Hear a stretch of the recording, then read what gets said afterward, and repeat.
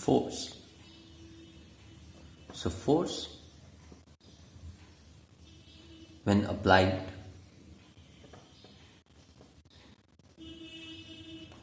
on a rigid body,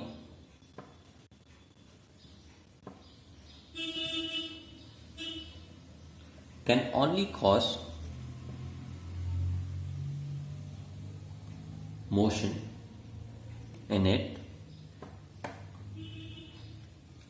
while when applied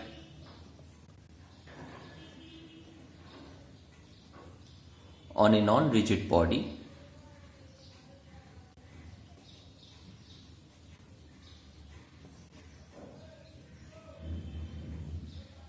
can cause both a change in its shape or size and motion. This is the definition of force which we have already studied in class 9. In this chapter, we'll be dealing in detail about the different kind of motions. So, first off, a rigid body. When acted upon by a force,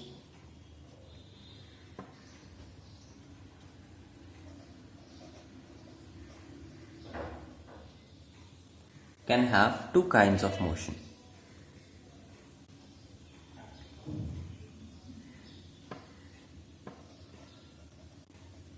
So, these two types of motion actually depends upon the body. If the body is fixed, this causes a change in the motion in a rotational way. But if the body is completely free to move, if there is no pivot, then what happens is the body moves in a straight line. So we have two types of motion. The first is the linear, or we also call this as translational motion.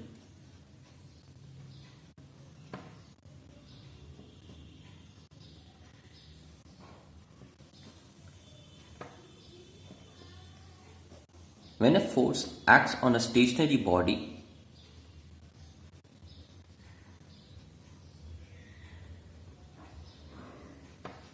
and when we are saying body, we are talking about rigid body in case of motion, which is free to move.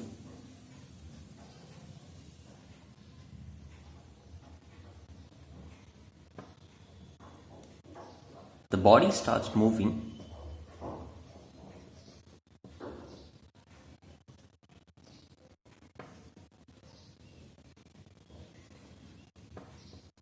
in a straight path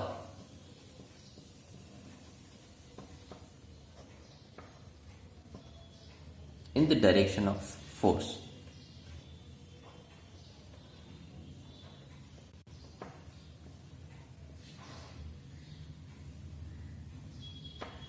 So this is called linear or translational motion. Example: pushing a ball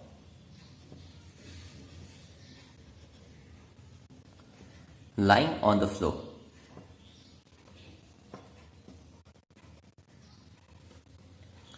Say if we consider a bottle itself, so what happens if I keep a bottle and I give a push downwards, so it starts moving in a straight path. So this is our linear or translational motion. And second type of motion is a rotational motion.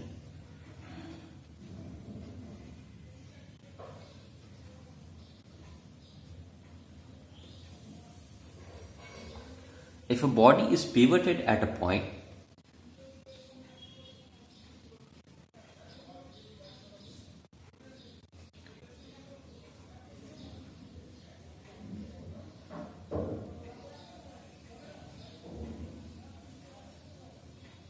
and a force is applied on the body,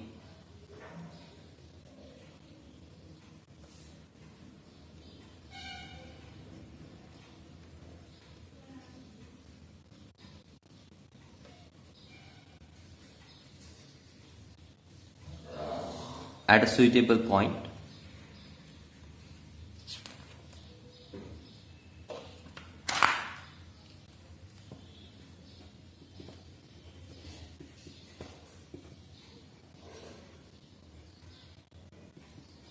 It rotates the body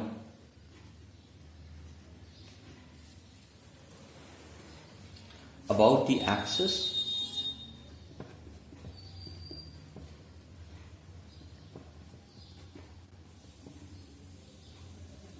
passing through the pivoted point.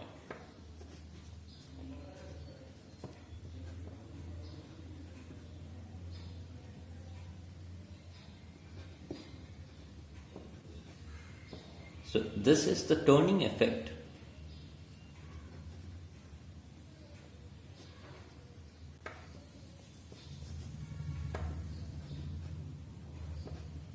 of the body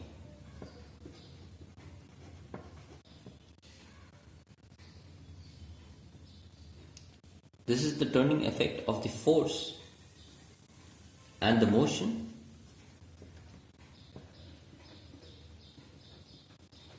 of the body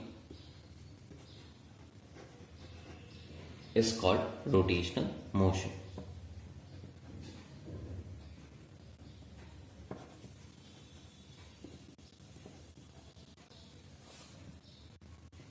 So, example,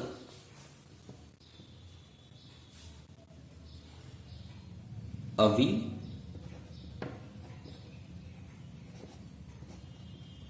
pivoted at its center rotates when a force is applied tangentially on its rim.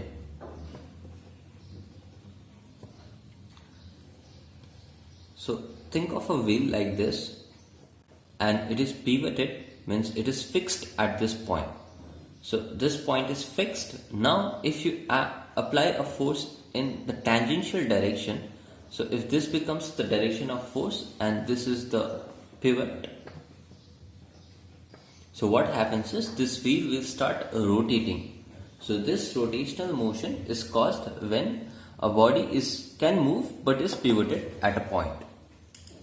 You can also think of this notebook itself. See, this is our pivot, and when I try to pull this paper upwards, what is happening is it is starting to take a rotational motion because of this pivot.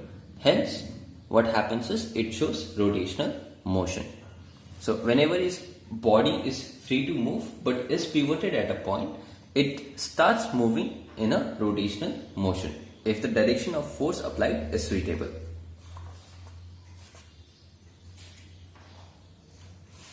Okay, so over here we saw this term turning effect. This turning effect now we'll discuss in detail. So, moment of force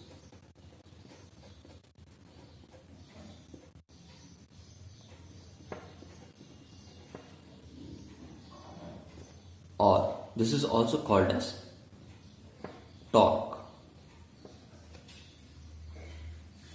Okay. So we'll first define it. The moment of force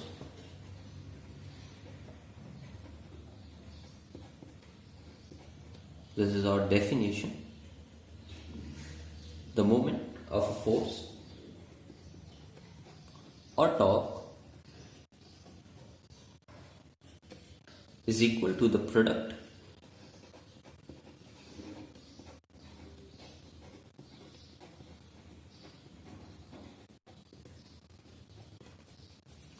of the magnitude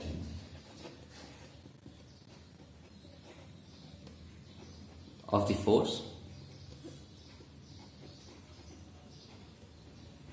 and the perpendicular distance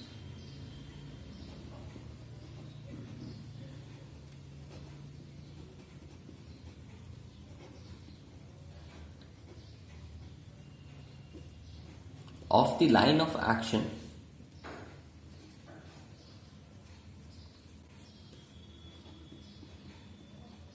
of the force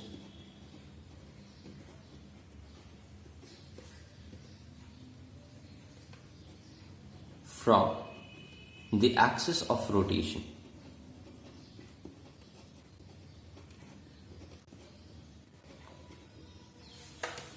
So, what does this mean?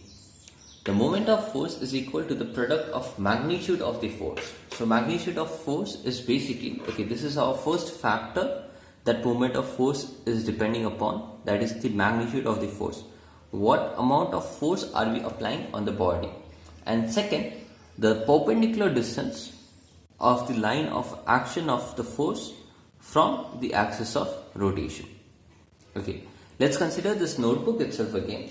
So if I say this is our axis of rotation, clearly this is rotating about this line. So this is our axis of rotation. So if I hold this paper over at this point and if I turn this around, so what is happening is, if I take the force at this point, the perpendicular distance of the line of action of force from the axis of rotation. So this is our axis of rotation, and the perpendicular distance to the line of action of force, this becomes this line. So we'll take the perpendicular distance over here. This is the distance that we are considering from the axis of rotation. Okay, and if I say I apply the force from here, if I pull this paper from here, so this is our point of application of force. So whatever force is being applied, that is the magnitude of force, and the perpendicular distance will be along this line, the perpendicular line about the axis of rotation. So this is what moment of force or torque mean. Okay, so if I consider a point,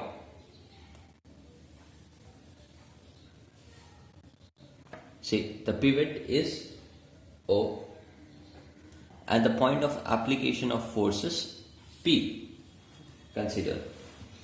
So moment of force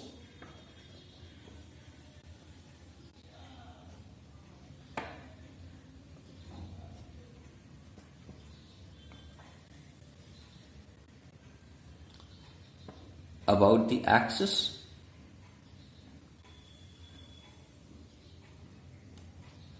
passing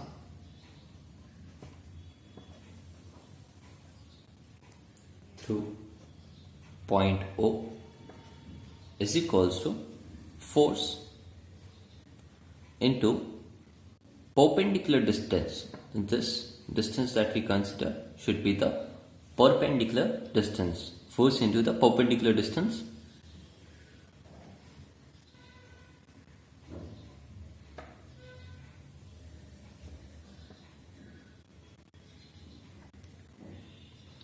of force from point O. So from point O, the perpendicular distance over here is OP, and let the force be F. So this becomes F into OP.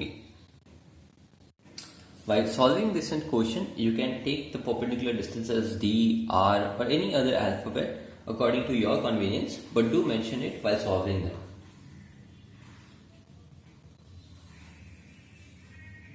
Okay, so I am not discussing the factors that the turning of a body or the moment of force depends upon separately.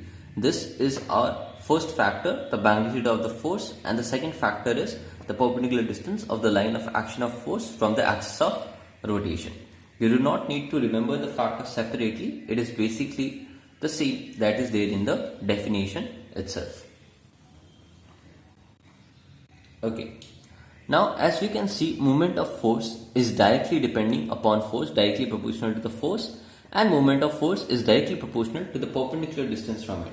So, in order to produce a maximum turning effect on a body by a given force, if the force is constant, so the moment of force will only depend upon the perpendicular distance. So, the larger the distance, the more the turning effect will be, and the lesser the force you will need to apply. Okay, so units of moment of force.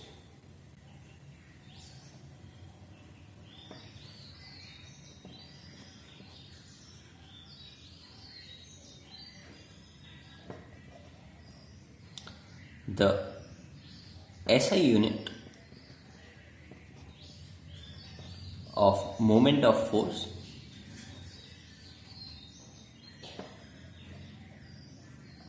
is, the unit of force is Newton and the unit of distance is meter. So the SI unit of movement of force is Newton meter. And the CGS unit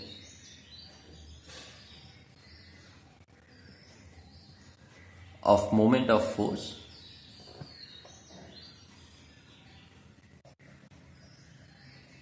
is, the CGS unit for force is dian and the CGS unit for distance is centimeter. So the CGS unit of moment of force is dian centimeter.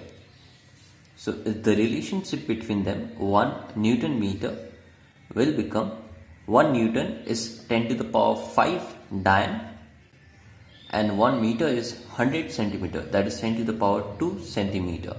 So we have 1 Newton meter is equals to 10 to the power 5 dian centimeter. And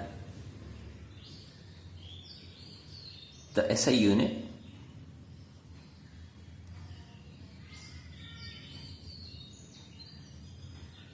of moment of force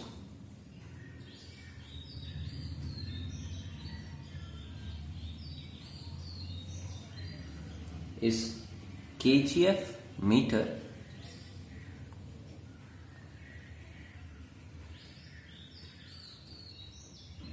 in case of force being measured in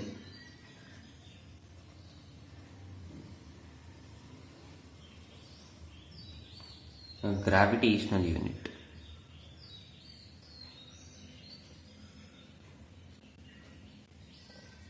So kgf meter can also be used as a moment of force.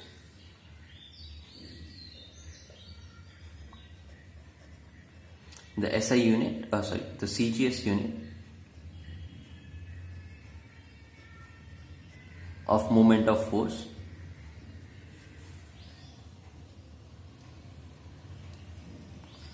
is GF into centimeter in case of force being measured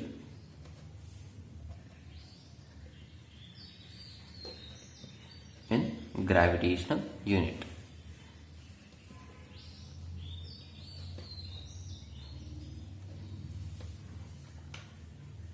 Now the relationship between them, 1 kgf into meter is 1 kgf is basically 9.8 Newton.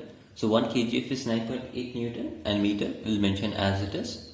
So this is the relationship between the gravitational unit and the SI basic unit of force into distance. That is our moment of force. And 1 gf into centimeter, 1 gf is 980 dian. Gf basically represents gravitational force and kgf basically represents kilogram force.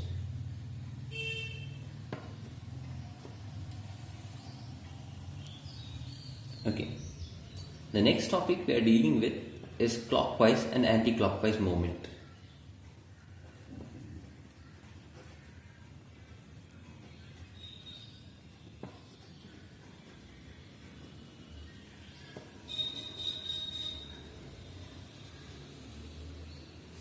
So this is very basic to understand.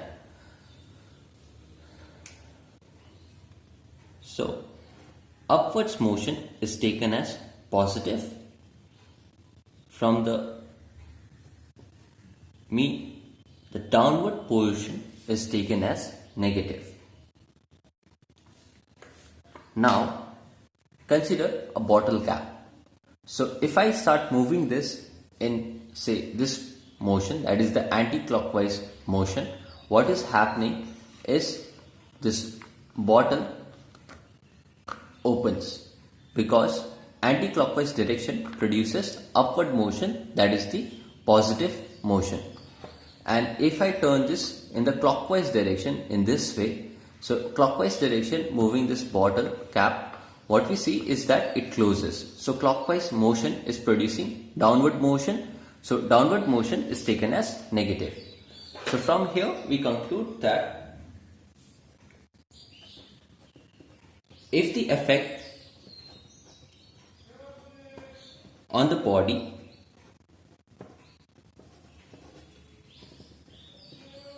is to turn it anti-clockwise,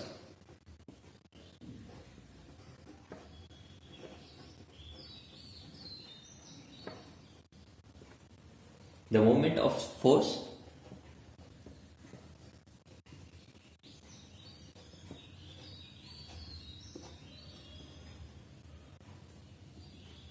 is called anti-clockwise movement,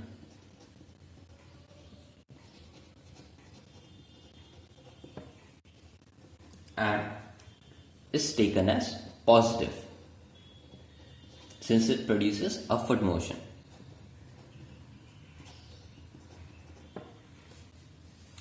And if the effect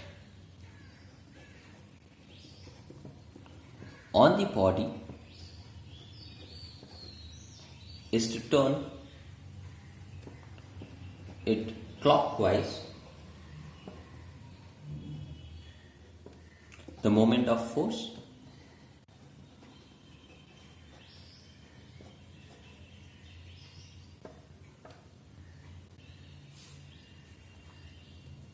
is called clockwise movement,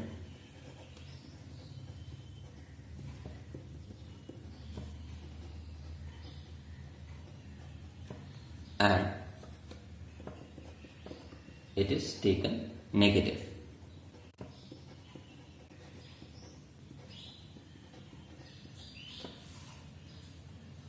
Okay. Now, say if a body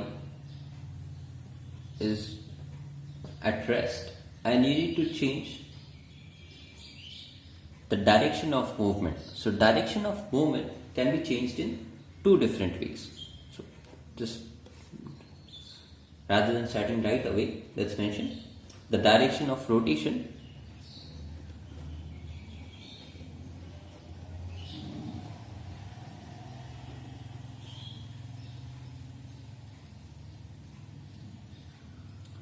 of a body can be changed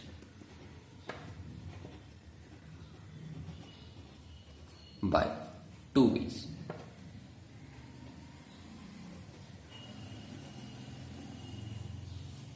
Number one,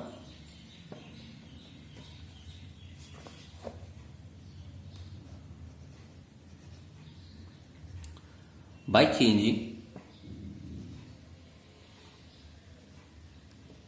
the point of application,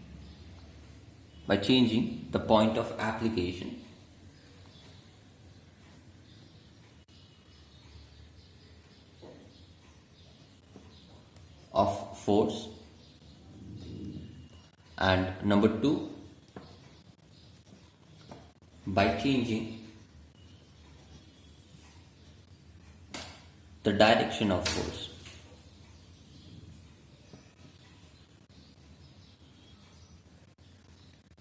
So say for number one, let's draw some diagrams. By changing the point of application of force, say this is a body, this is fixed at this point, this is being the pivot. So if you apply the force in this direction, if this is the point of application of force, this body will move in the anti-clockwise direction.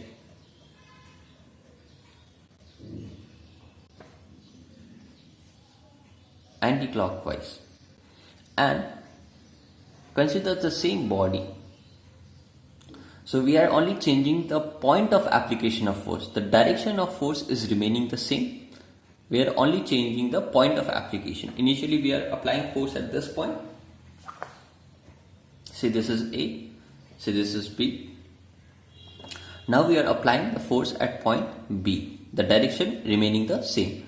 So now if we apply this force in the same direction at point B, what happens is this body starts moving in the clockwise direction.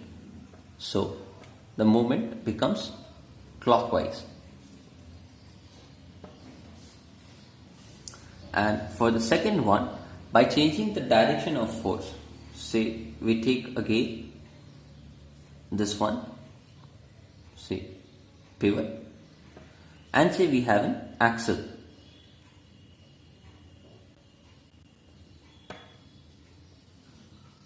So what happens if we apply force in this direction is that it makes the body move anti-clockwise.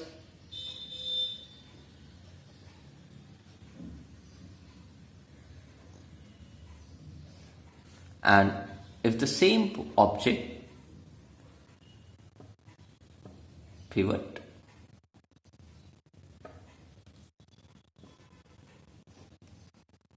axle, and if the direction of the force is changed, what happens is now this body will start moving in the clockwise manner. So we can change the direction of force of a body by either changing the point of application of force as we see over here, or by changing the direction of force.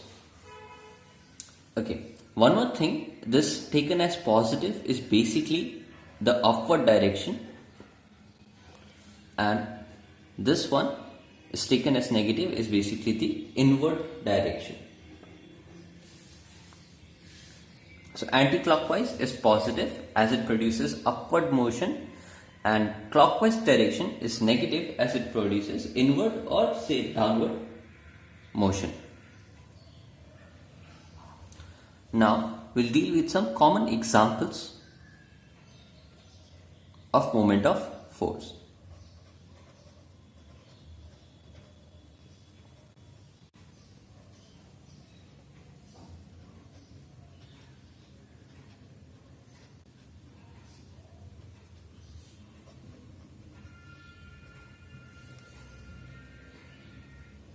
The first one is that of a door.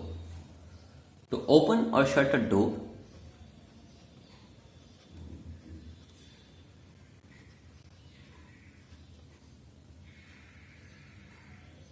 we apply force. That is, we push or pull the door, say by F force, normal to the door at its handle.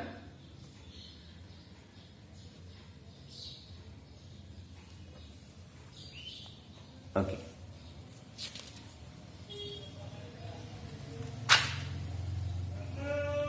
Next,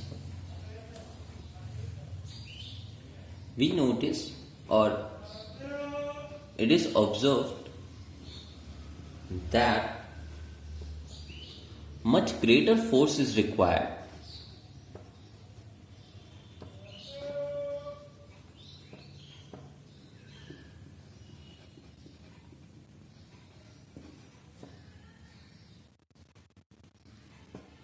to open the door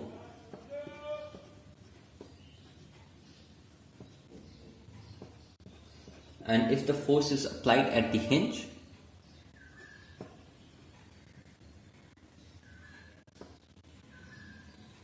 okay, is required to open the door near the hinge,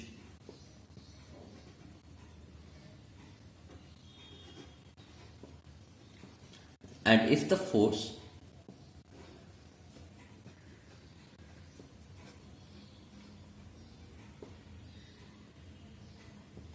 is applied at the hinge,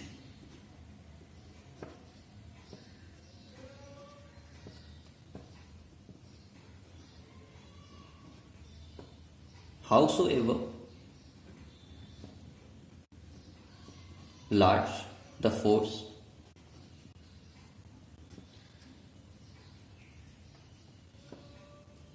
the door will not open.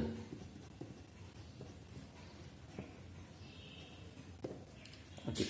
Over here we can also mention normal to the handle of to the door at its handle, and handle which has maximum perpendicular distance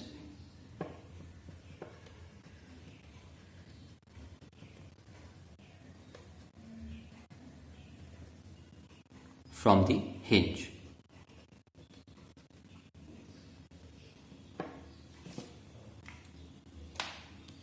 So to open or shut a door, we apply, that is we push or pull with a force say F normal to the door at its handle, and the handle is generally present at the maximum perpendicular distance from the hinge.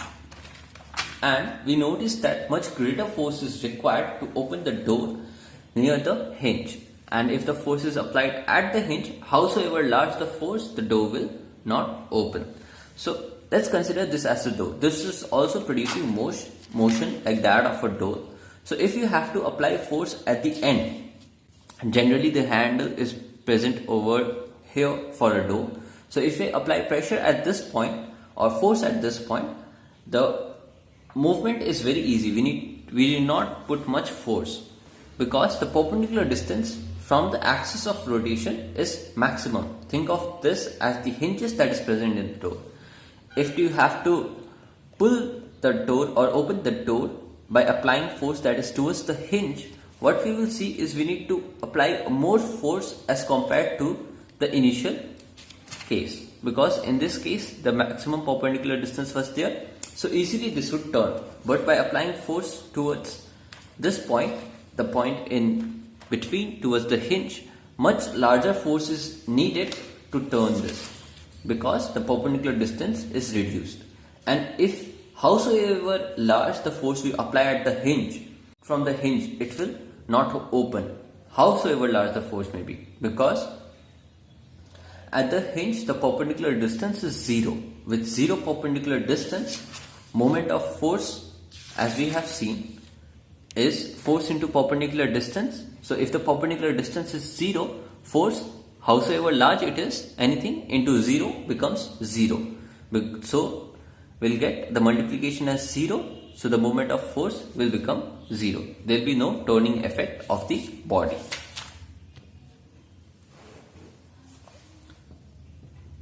Second example is of a steering wheel.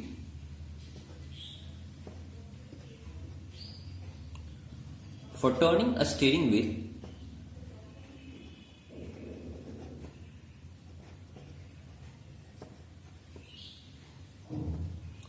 a force is applied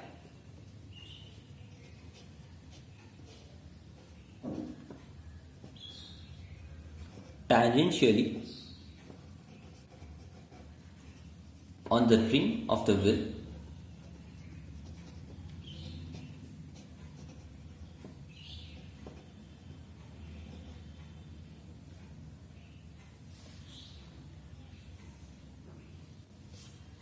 and the sense of rotation of the wheel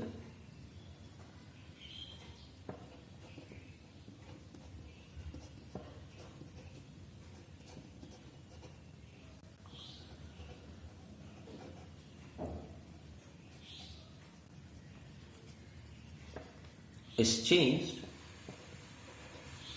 by changing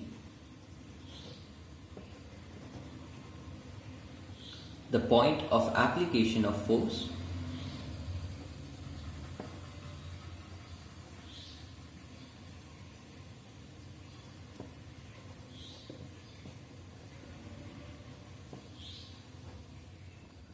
without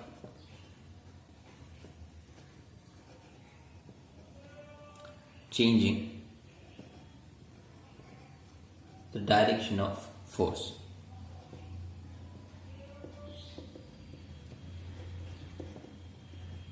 Okay, so a steering wheel is the movement of steering wheel can be understood well by looking at this two diagrams. So if you have to move in the anti-clockwise, that if you have to turn the car in the left direction, so we'll apply the force at the bottom over here. It will make the steering wheel rotate in the anti-clockwise direction, hence making movement of the car in the left direction. And if we have to take the car on the right direction, we'll change the point of application of force to the top without changing the direction of the application of force, and this will produce a clockwise movement and make the car move in the right direction. So this is how anti-clockwise or clockwise motion can be produced in a steering wheel by changing the point of application of force and without changing the direction of force. The third important example is of a bicycle. In a bicycle,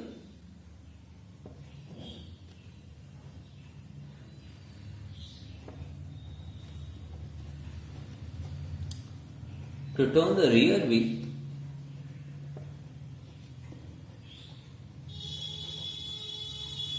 anti-clockwise,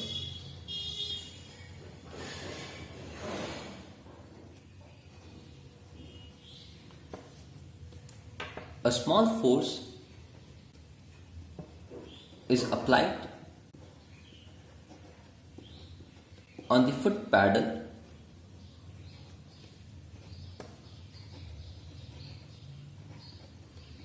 of a two-tip wheel of size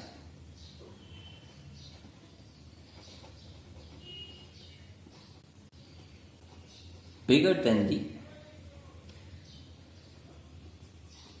rear wheel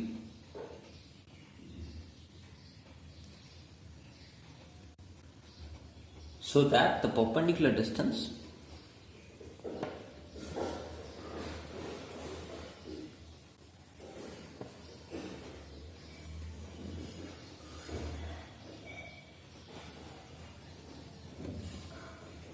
of the point of application of force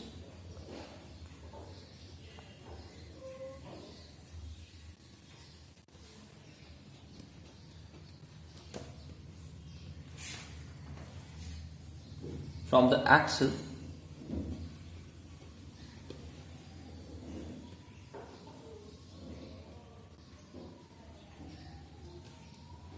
of the wheel is large.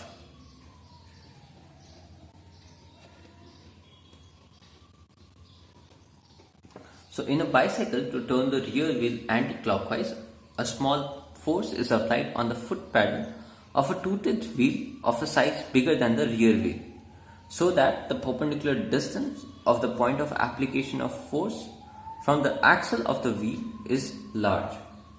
And we know that the two-tip wheel is connected to the rear wheel by a chain passing over the teeth. So this is done only to increase the perpendicular distance, because with increase in perpendicular distance, the force that we need to apply will be smaller.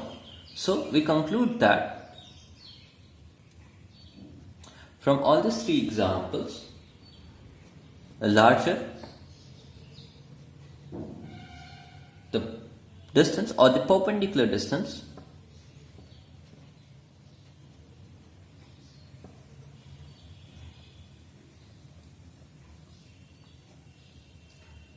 less is the force needed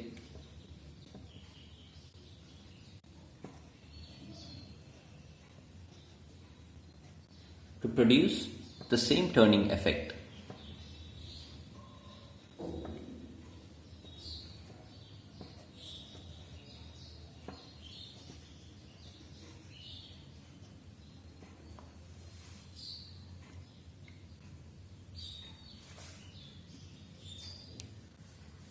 Okay. Next topic is the couple.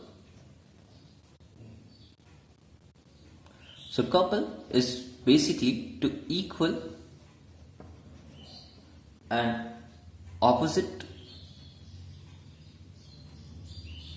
parallel force.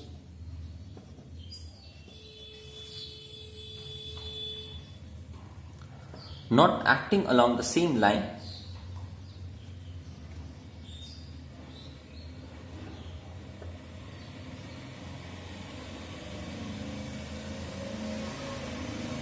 form a couple.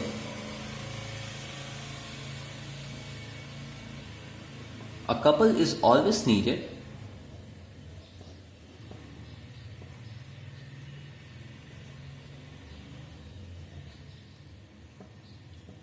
to produce a rotation. Okay, let's take again the example of the bottle cap. So when I have to open this bottle cap, what I need to do is, if I only apply force in only one side, this does not open. What I need to do is I need to take one force here and the other force here. So I am applying two force parallel. One is in this direction and one in this direction. So they are parallel opposite forces, because one is moving that side, one is coming this side. So two equal and opposite parallel forces not acting along the same line. They are in two different lines. This is one line, this is the other line. So two equal and opposite forces not acting along the same line form a couple. So a couple is always needed to form rotation. So with a couple, this bottle cap can be opened. But without the couple, the bottle cap is difficult to open. So example,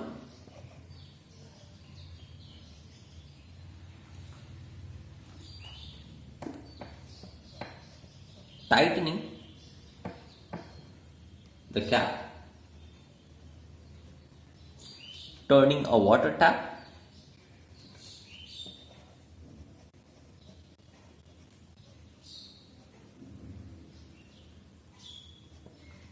turning a steering wheel,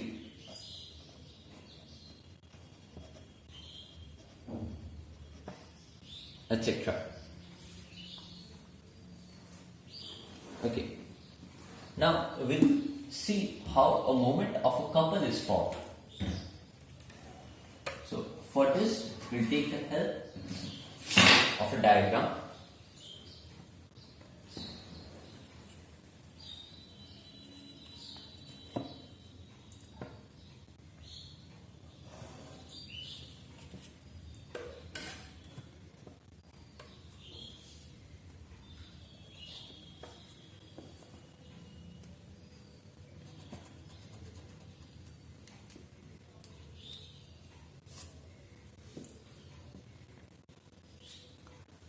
So this is line. We have the pivot at point O, and the length of this says D.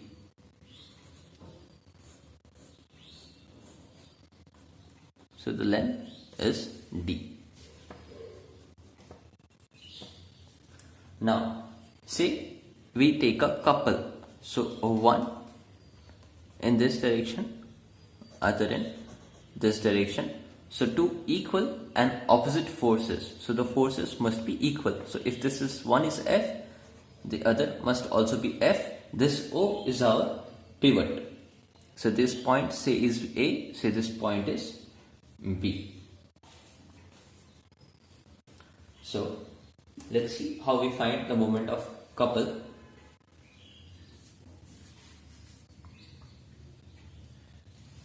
So moment of force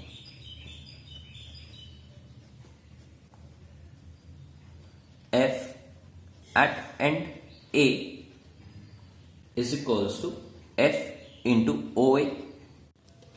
So this force into the perpendicular distance, that is OA. This produces anti-clockwise direction. So the moment is produced in the anti-clockwise direction. Moment of force F at end B. This is F into OB because we take the perpendicular distance from the point of application of force, line of axis of rotation. So this is our OP, the perpendicular distance. This is also making the body move in the anti-clockwise direction.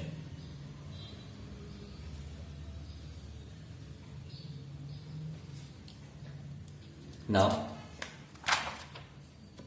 as both of them are in the anti-clockwise direction, the total moment of couple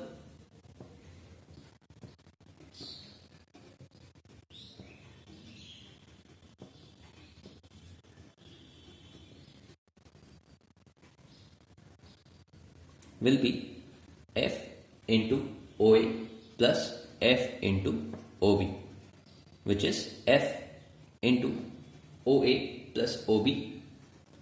OA plus OB is basically AB. So we have force into D. This is our anti-clockwise. Since both were anti-clockwise, the final resultant is also anti-clockwise and we add them both.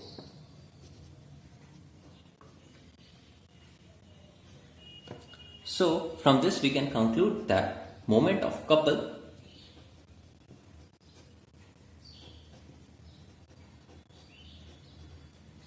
is equals to either force, because we have two forces, both are equal, so we can take either of them.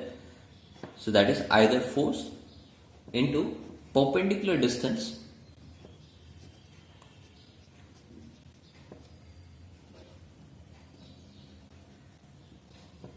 between the two forces.